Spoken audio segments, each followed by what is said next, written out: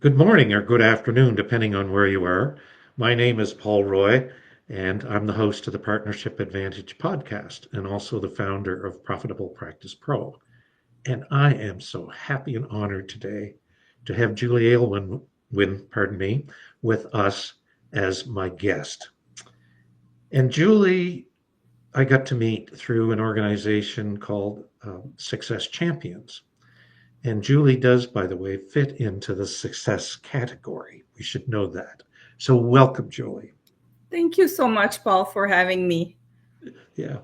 And today we're going to get to learn a little bit more about Julie, and we're going to have some conversations deep into leadership and how Julie works with those types of things. But first, I want to just give a little nugget and a little expanding a bit of your background, Julie, and then we'll get started. How about that? Amazing. Thank you. Okay. There, you lose my notes here. So, Julie is an HR strategist who turns your people problems into profit drivers. Oh, human resources and profit in the same sentence. You've got my attention. And with over 25 years of experience and credentials in both the CHRL and certified executive coach, Julie specializes in one thing: helping business owners scale without the growing pains. I want to learn more about that. And if you're running a company between 20 and 150 employees, that's a big band, but 150 is a bunch of people.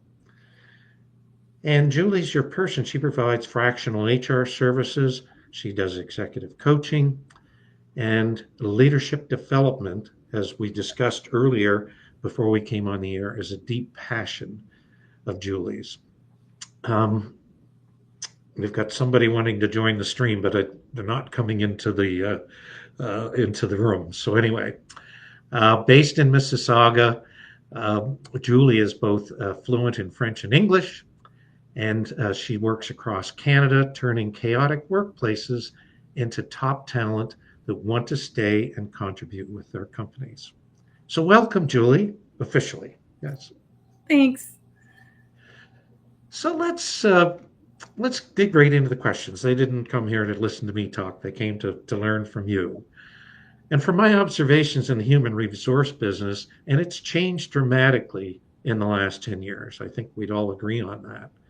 And it's become much more than just compliance, where they would fill in the forms, they cruise the resumes before a company did the hiring. And now it's so much different. And a boutique firm like yours has expanded to provide other services. What drove you to work on leadership in teams along with the compliance work, Julie?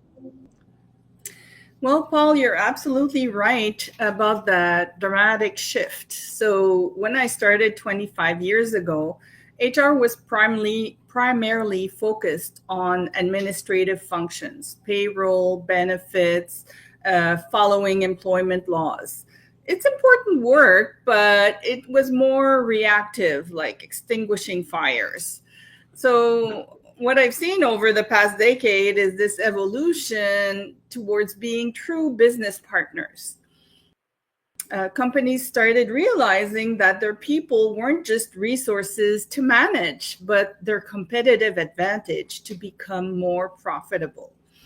So, by growing and developing people, you're able to bring out the best. So, if you grow your people, they will in turn serve your customers right, which will impact your bottom line in the end positively. So, it just makes a lot of sense to invest in your people.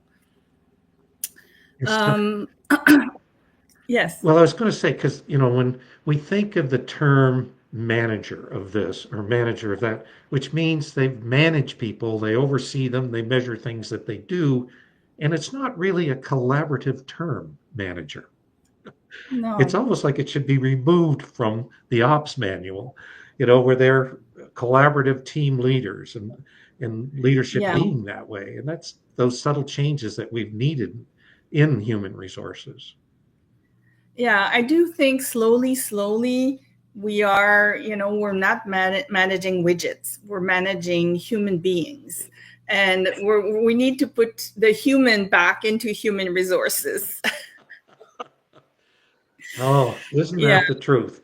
As somebody in my life who I've had a couple of experiences of HR show up in the frame of my doorway to my office, and we went out as a couple, which means that I wasn't returning to that office. And I must share a little experience here in that a company that I'd risen very quickly in and had applied to be senior vice president of the company, and I came in second. And the individual who won fired me. And I was really upset. I mean, I was bruised, and then I went to the Yes. human resource lawyer and a specialist, and he said, "Well, what was the compensation package?" And I told him what the compensation package was. He goes, "Paul, it's a compliment. Take the money and run. You weren't just a Okay. fit to this particular corporate silo. You were too independent for the job."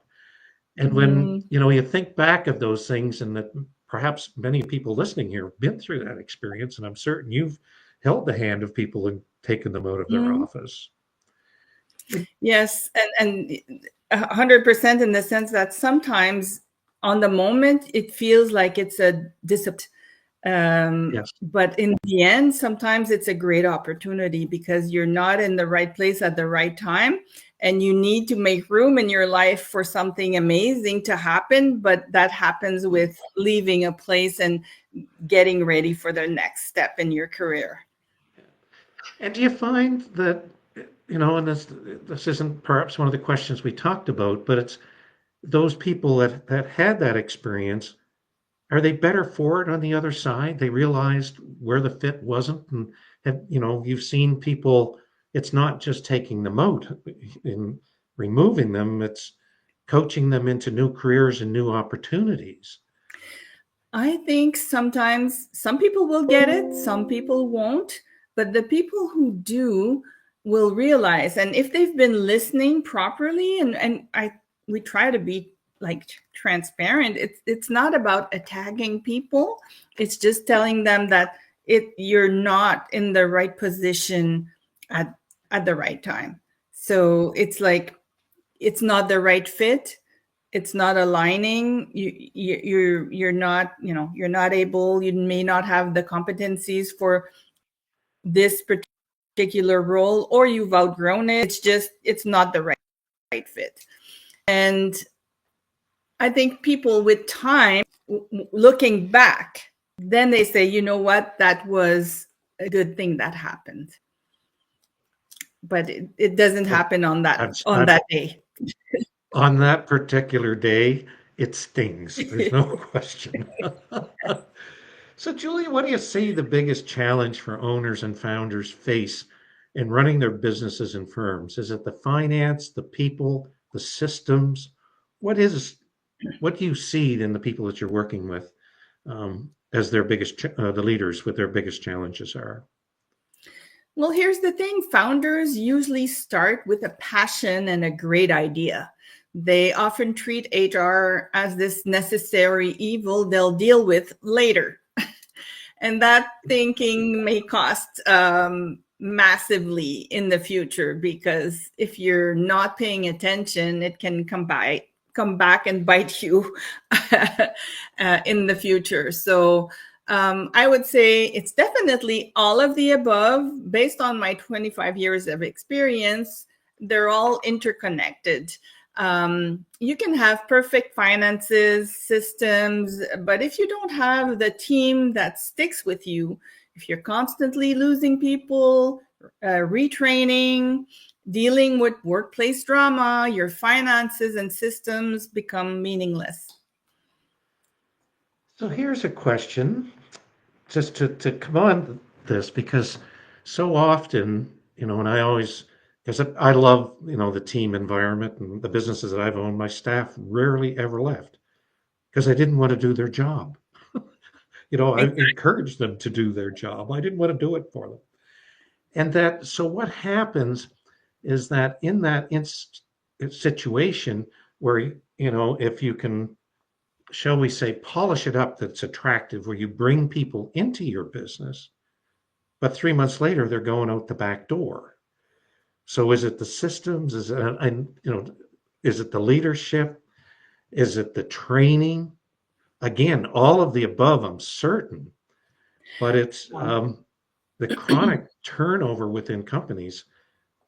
It must be unsettling to be able to go in there. And it's certainly that's why they'd hire you to come in and help with these issues. Yeah, often the missing part of the puzzle is the onboarding. So people Okay. put a lot of time in the recruitment process. They do psychometric assessments, they do panel interviews, they do culture fit, they do all of that. But then they welcome the new employee and they say, "You're on your own." And then after 3 months, the Here it person is is. gone. And then they wonder, what happened? You were perfect. What happened? Why are you leaving? Well, there's a lot of, um, the 30, 60, 90 planning of that person's, what do they need to learn? Who they need to work with? Do they have all the tools they need to do the good job? Or there's like a time they need to adapt and to get the support they need from their leaders to become efficient and learn the systems and the culture and how things are done in this new business. But if there's a little bit of transitioning for that person, that's often, the statistics, it's quite high, like 44% of people leave in the first 90 days. That's incredible. It has to be to do with failed expectations. In other words, what the company sold and Yes. what the employee received And are that's two often, different things. yes. And sometimes the people who are selling the job and recruiting are promising things that are not equal to reality. So that happens. That happens definitely. So it's trying to be as transparent and real as possible and not promising things that, are not true. So then, when you bring up a good point in that how to trying to figure a way to phrase this properly, and not that it's the wrong way to say it, but just to get the impact that when an employer doesn't live up to that expectation and they leave, how is how do you coach that leader? How do you move them to go, well, maybe the problem just isn't the systems.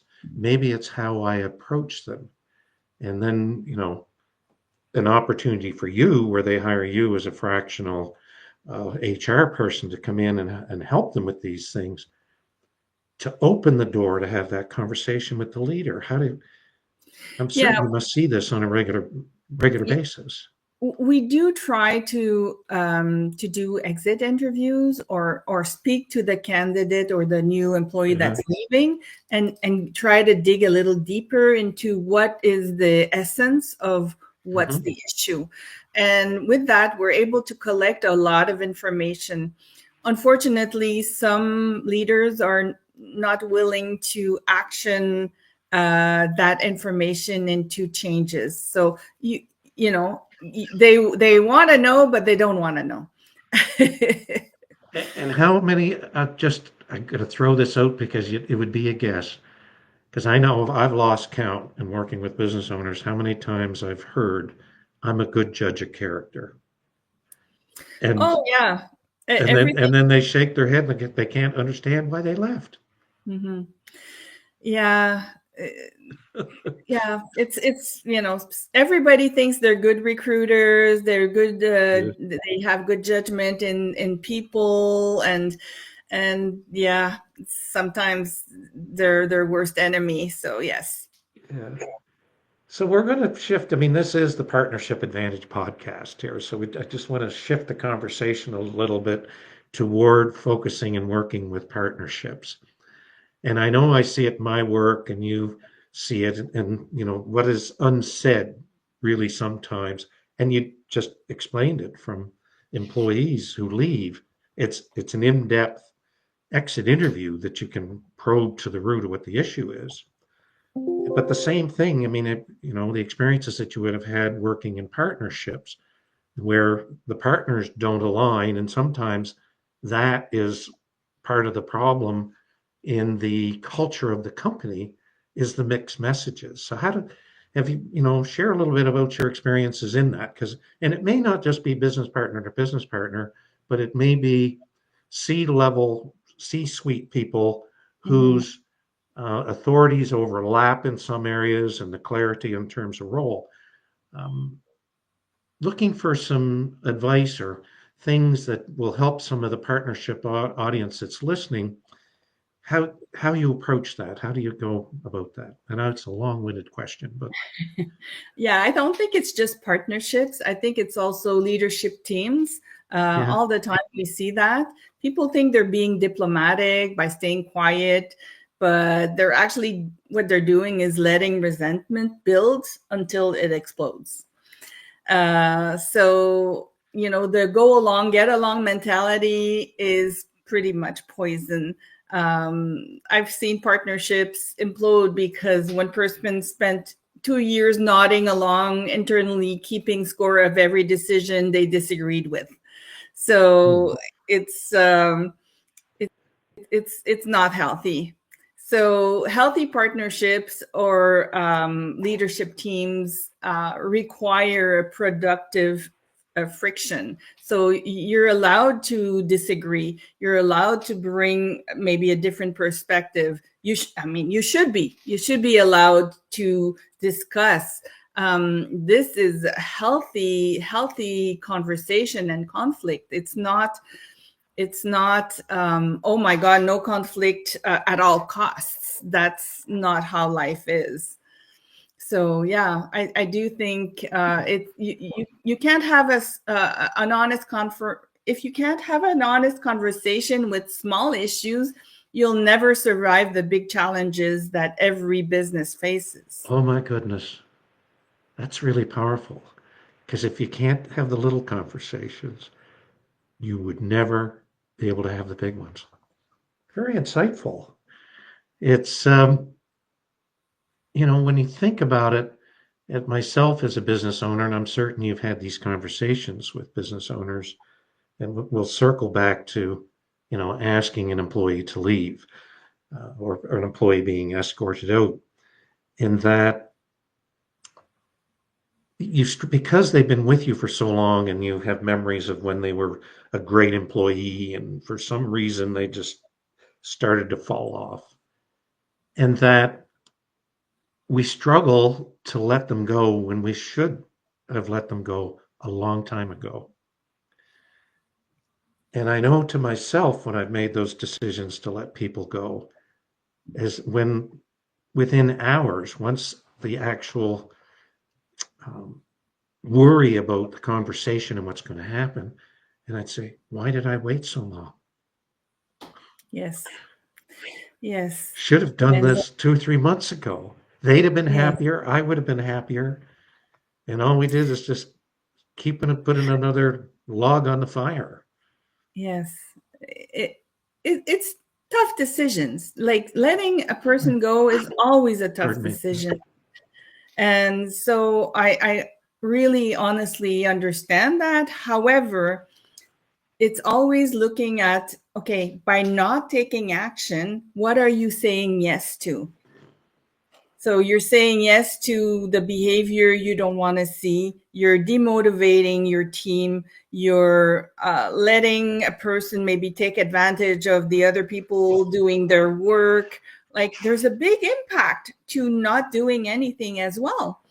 So it's always trying to see, okay, if I accept this further, what am I saying no to or yes to? I think it's a good way to see it and to motivate you even more to make the decision you need to make. Yeah, exactly right. And the important message I think that, what I'm reading back out of this is that your other staff, pardon me, I'm just at the tail end of a cold here. Um, they see what's going on and they see that you're allowing this Yes. misbehavior, this special. Why did they get away with this? And that's And just it's a yeah, team crushing exercise, not a team building yes. exercise. And exactly. You're telling your employees, don't do good work. Like, I'm not gonna recognize all the good stuff you're doing because I'm allowing this person to not do good work.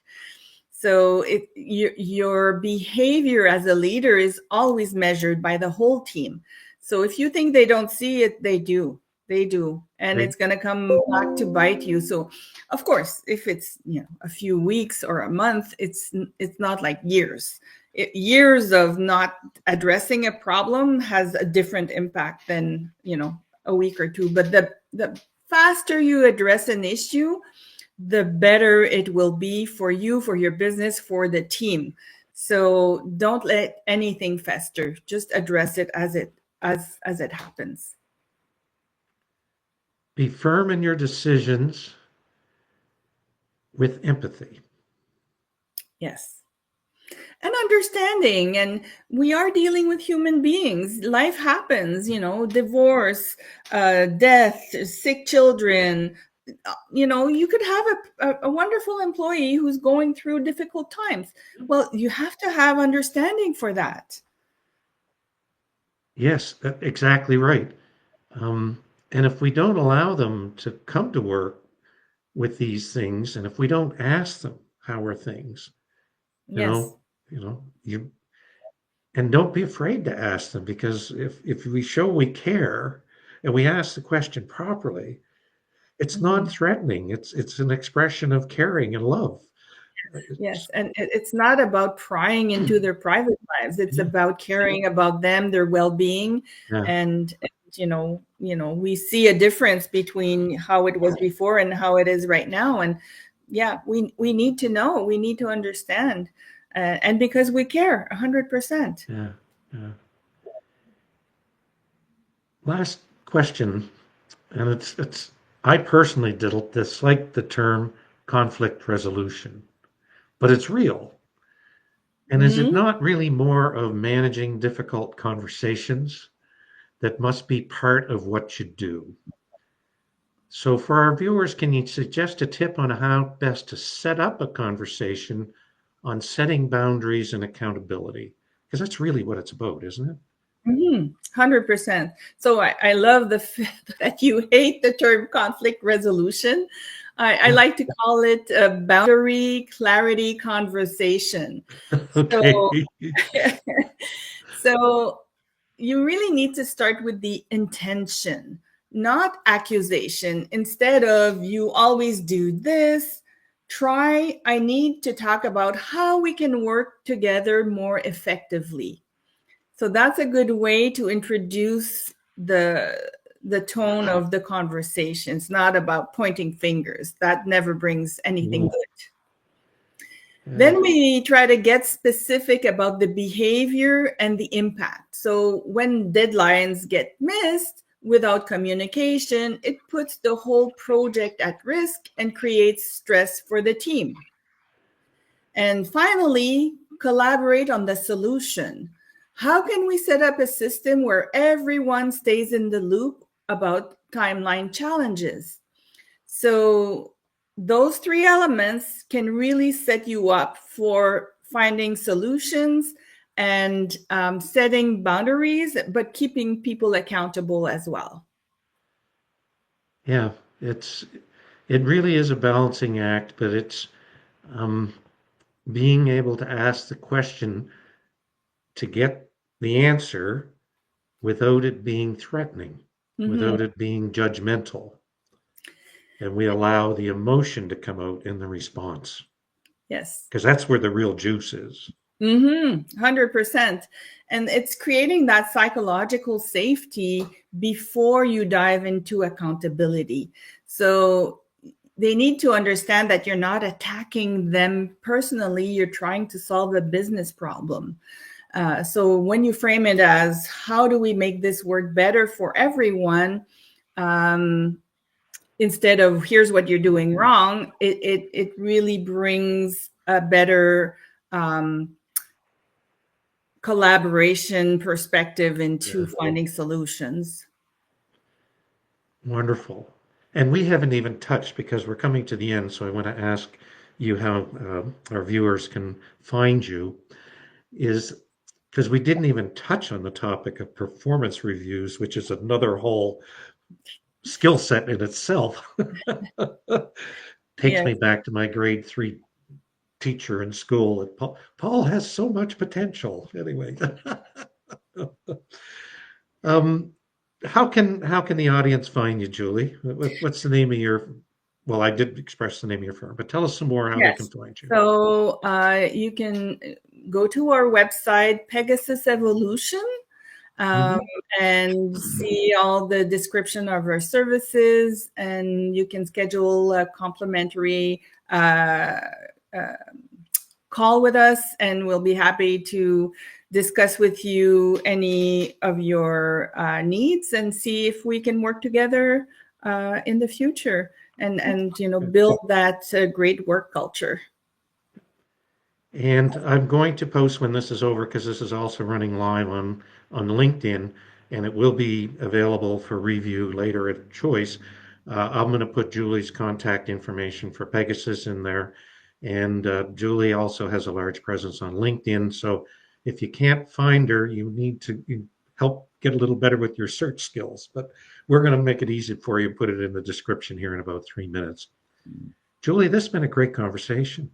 Thank you so much, Paul. I really enjoyed it. And I think we can definitely continue this conversation further because there's so much to explore in terms of helping business owners see things differently and see HR differently as well. Yeah, I'm loving the new transformation coming out of HR, and you're helping lead the charge on that, Julie. So thank you so much. Thank you, Paul. Okay, Paul Roy, Profitable Practice Pro, great to have you. And if you didn't see us live,